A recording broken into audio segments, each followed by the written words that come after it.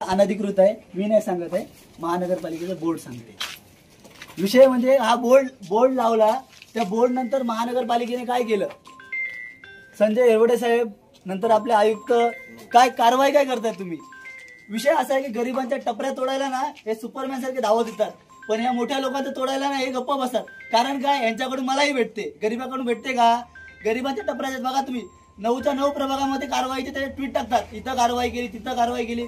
सातविलीमध्ये जेवढ्या शाळा आहेत सगळ्या शाळांच्या बाहेर बोर्ड लागलेले आहेत, कारवाई का नाही करत आहेत।